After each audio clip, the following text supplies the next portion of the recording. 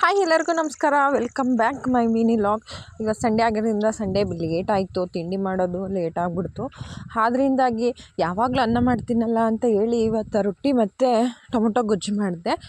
ಯಾಕೋ ಕಾಲು ತುಂಬ ನೋವಾಗಿದೆ. ಅದು ಏನೋಗಿದೆ ಏನೋ ಉಗುರು ಕಣ್ಣು ಅಂತಾರಲ್ಲ, ಅಲ್ಲಿ ತುಂಬ ಪೇಯ್ನ್ ಇದೆ. ಒಂದು ವಾರ ಆಯಿತು. ಹಾಗೆ ಬೆಳಗ್ಗೆ ಎದ್ದ ತಕ್ಷಣ ನನ್ನ ಕೆಲಸ ಎಲ್ಲ ಮುಗಿಸಿ ನಾನು ಇವತ್ತು ಬೇಗನೆ ತಿಂಡಿ ತಿಂದೆ. ಆಮೇಲೆ ಕೆಲಸ ಮಾಡಿ ತಿನ್ನೋಣ ಅಂತ 11:30 ಆಗೋದು. ಅದಕ್ಕೆ ಇವತ್ತು ಬೇಗ ತಿಂಡಿ ತಿಂದ್ಬಿಟ್ಟು ಹೊಲ್ದ ಹತ್ರ ಹೋದೆ.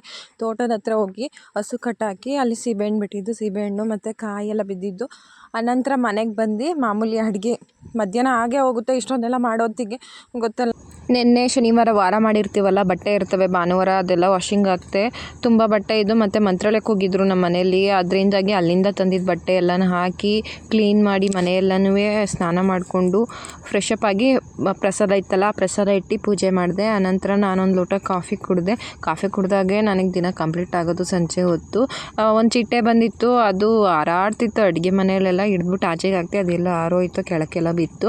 ಹಾಗೆ ನಮ್ಮ ಚಂಪು ಅಂತೂ ನಿದ್ದೆ ಅಂದರೆ ನಿದ್ದೆ, ಎಬ್ಬಿಸ್ತಾ ಇದ್ದೀನಿ. ನಿದ್ದೆ ಅಂದರೆ ನಿದ್ದೆ ಅವಳಿಗೆ. ಹೀಗೆ ವಿಡಿಯೋ ನೋಡ್ತೀರಿ. ಈ ವಿಡಿಯೋ ಇಷ್ಟ ಆದರೆ ತಪ್ಪದೆ follow and share and comment. ನಿಮ್ಮ ಸಪೋರ್ಟ್ ಹೀಗೆ ಇರಲಿ. Thank you so much. ಮತ್ತೊಂದು ವಿಡಿಯೋದಲ್ಲಿ ಸಿಗ್ತೀನಿ. See you next vlog.